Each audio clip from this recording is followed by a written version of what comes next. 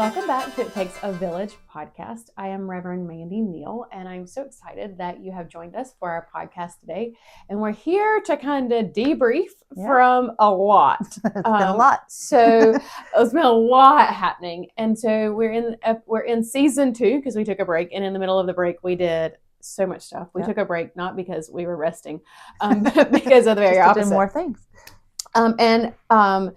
I don't know if you envisioned in your life that this is what you would be doing in retirement, but you have learned so much. I know. Which is really fun for me to see you learn a lot. I don't know if it's fun for you. There are days and I'm sure it is not fun.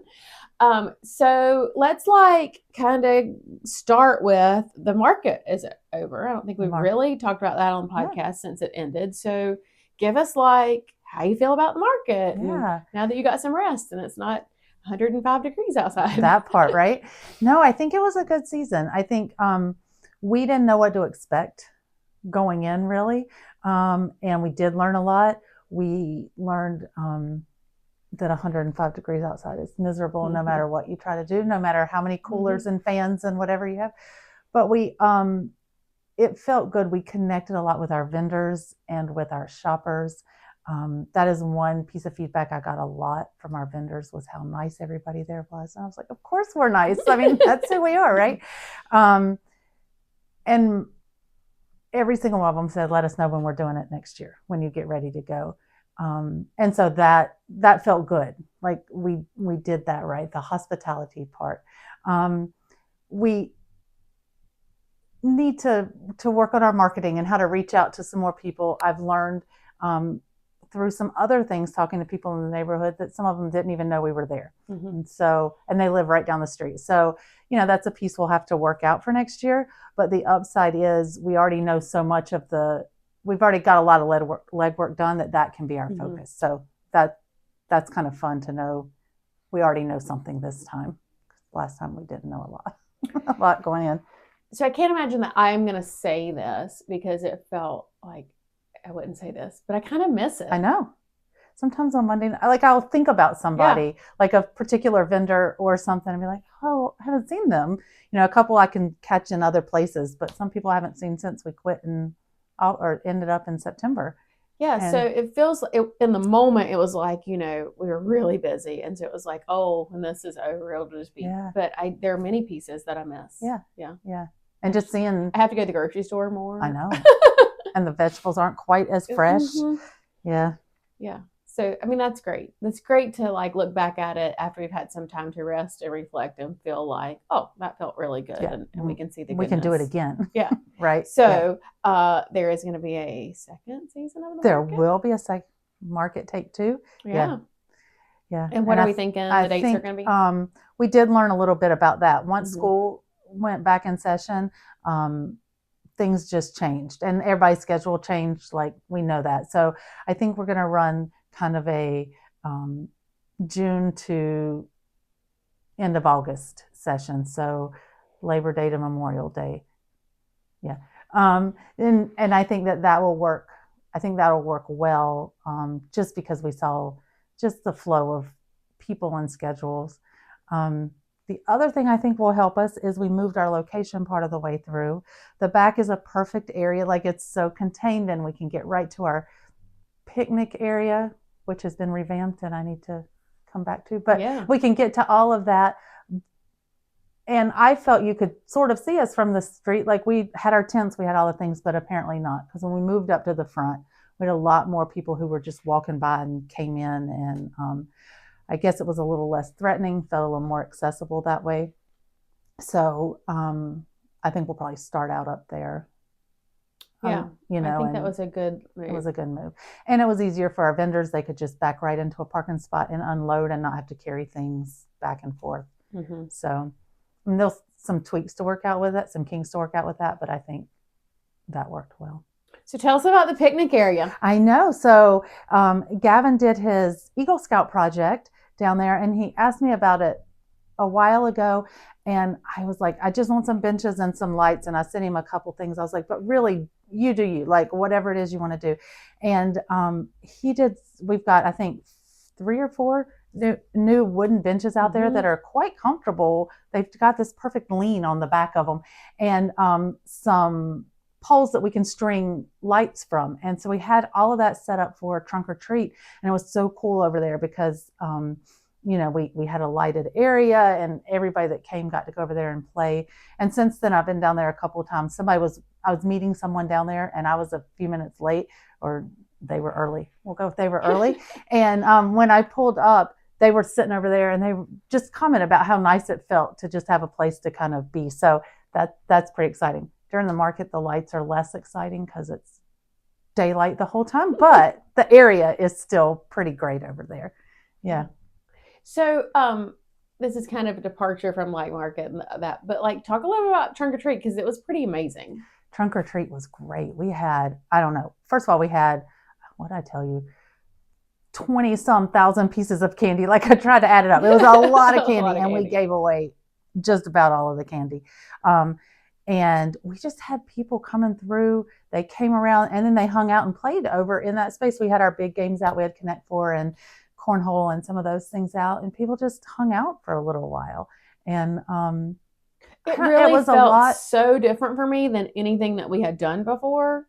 I think we were in that back lot, and so it made a circle, and that felt somehow different than them coming through a straight line like we have in the past. I don't know why. It was still a line of people coming through, and it felt like we had a lot of outside of Forest Hill people, like a lot. I don't know if they were directly from Gibson Village community or just from around, but there were a lot of people that our people turned out. Absolutely, we had a ton of cars, we did. And it was very festive. It was probably the most number of cars we've had since I've sort of headed it up, which was cool, and a lot of new people that came out to do that. So that was fun. It just felt, very much what we're trying to do is build community and to be present and to continue to show up and continue to create a space of love and grace in that community in a way that we have not done before. And it just really felt like, this is it. Yeah, it was good. Yeah. So market, planning for next year, feeling good about that. Yeah, had a couple people reach out and ask to be vendors already. And I'm like, well, that's amazing. I'll get back to you. But yes, we will take you. So I said, we rested from market. That's not really the case. We did not really actually rest from anything. So you went straight from market season into working through the commissary kitchen. Right. So, and that is well underway. So you want to catch us up on that? Yeah, so we have been working to get this space permitted and inspected, which we did. We just got our inspection today. And so it's all done. We got our big 100% grade on that. I've learned a lot through that too, because as a commissary kitchen, luckily, we are not held to the same perhaps standard or whatever that we would if we had gotten permitted as restaurant, like we had to do here for hot dogs. So on our end, that piece is a little bit easier. So we shift some of the responsibility to the people who use it. Correct. And as managers of the commissary kitchen, we just take care of the equipment. We are a host kitchen, and so when they come in to inspect us, they're looking at floors and ceilings, walls, and equipment, not how we're handling food, because we're not handling food. So each of our vendors who come in will have to be then permitted and inspected.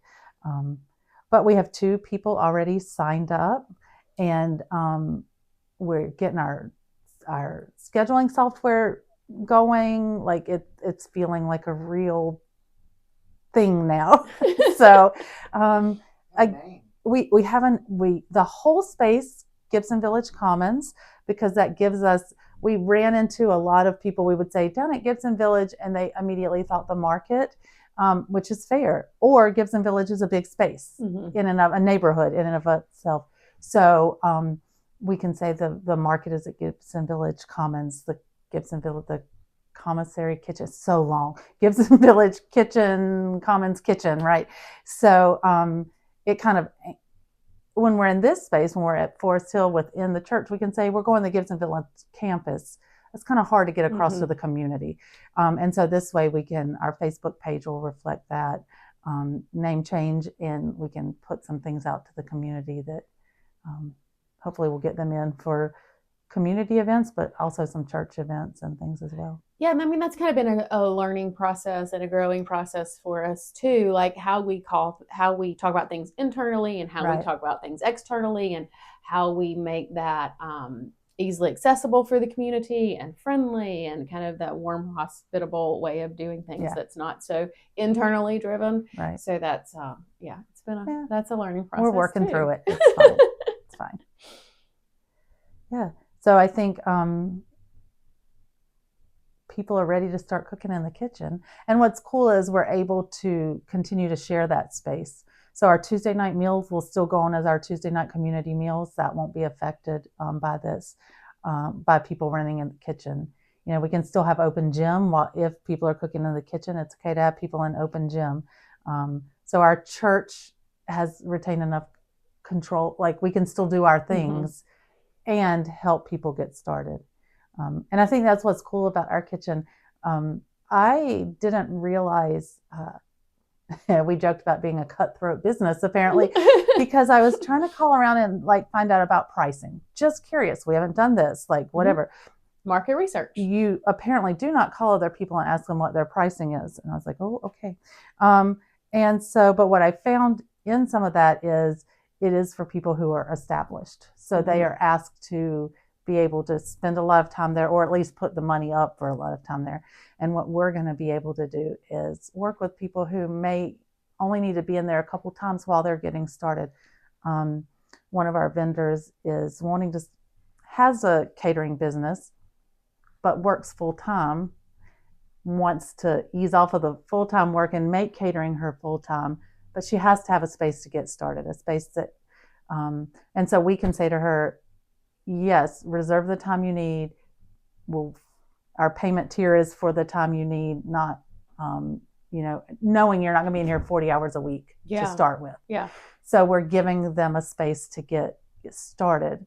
And as weird as it sounds to say, like we kind of hope they outgrow us eventually, because the hope is you're coming in and getting started, but then you get bigger than what we can possibly provide, because that's good for them as a business. Yeah, absolutely. I mean, that is kind of what our hope is that we can come alongside the community with our resource of a really amazing kitchen. I mean, it is an amazing kitchen. We took a field trip and went and toured another commissary kitchen, and what we came back with was, wow, we have an amazing kitchen. We were excited. even the Eric at the health department, every time he comes in there, he'll say, this is a great space. Like this is a really good space and he sees a lot of kitchens. He does see a lot of kitchens.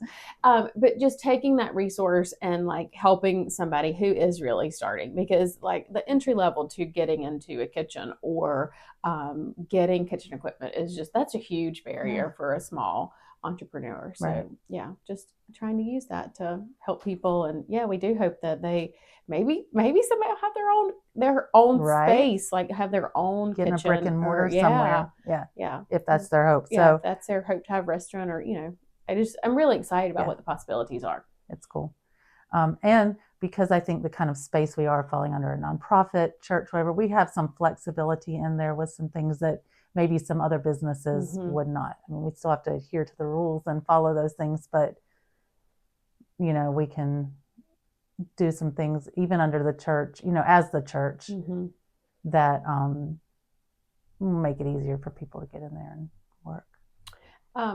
Jan Britton, who is a pastor, she's retired now, but actually she's retired and serving, but that's another story. Yeah. But she always says the amazing thing about the church is the church can do anything on a shoestring budget. And that really is the amazing thing about the church, because when people come along and help and volunteers get involved, like we're able to do so much because people invest in what's happening. And so it really does change the dynamics of what we're able to offer. So like going back to the market, like we were able to offer fresh produce, really, I don't know if I should say this, but cheaper than you could buy it if you went to the actual farm, because we were the labor and we were giving that, and that was a gift to the community. So just knowing that, I think that that's a piece that we can continue on as we continue to help lift up the community. And that's how we've been able to do everything at the Gibson Village campus, Gibson Village Commons, is through people coming in. There's a whole group of people who came in and just help clean up and paint and get rid of things and make the office spaces available. Another group came in and helped clean the kitchen. And so it was then we can invest that money that we have into the people who are coming in who might need some help, or into, some other things, because we do have people in the church that are coming in and it's so doing much all this fun. It is so much I've fun. never had so much fun cleaning a kitchen as I did with the people that came in. Yeah. I know that sounds silly, but like when you're like painting with people that you want to chat with, or like cleaning stuff out, and there's an excitement that is really hard to describe unless you're there. And it's sometimes people I don't hang around with or get to be with a lot, other than in passing. So it was nice. I learned a lot about people's jobs, or what, I don't know, just them, while we're rolling the walls. So yeah. So what now? What's next? What are you working on? What are you excited about? For Gibson, I think just getting the kitchen, continuing to get that done, figuring out the software. Like there's just a lot of things, like you said, Justin and I Justin worked on getting the Facebook page name changed and hooking us up to Instagram. We hadn't done an Instagram page, which will be another avenue to get our information out. And so kind of tying up some loose ends, finishing up some things like that, so that we can focus on helping the people that need to come in, or getting people, marketing for the kitchen. Now I think we're ready to push that out maybe a little further. I think our 2 renters kind of fell in our laps, if you will. Like we did not have to go seek anybody out for these 2 people. But I think now we'll be about ready to go out into the bigger world and say, we have this space, and, come join us. So I think that's where we are. Yeah. So can you believe that this is where we have come since you started on March the 1st? I know. We were at FX and you said, hey, I have a job title name for you. And then all of a sudden, here we are. Here we are. I mean, it really has 8 months. Yeah. So it really, we had the vision and the dream, and that was it. And a lot of people are like, are you sure? Are you sure you want to do this market? Like, this is really quick. I'm like, we're doing it. And it was so successful. I mean, not that it can't be more successful, but like, really, I'm really proud of it. I hope that everybody's really proud of it, because it was, it really came together. It did. And it was a team effort. Yeah. Like it was every volunteer that came out there every single week, we needed them. Like, you know, everybody had a purpose and a place, and it was great. And that was so much fun too. Again, just talking to people and seeing people and being there. Yeah. So, well, I look forward to second season of the market and all that's happening. And just thank you for all your hard work. It really is. It really is amazing. Yeah. Thank you. Well, we will see you next time.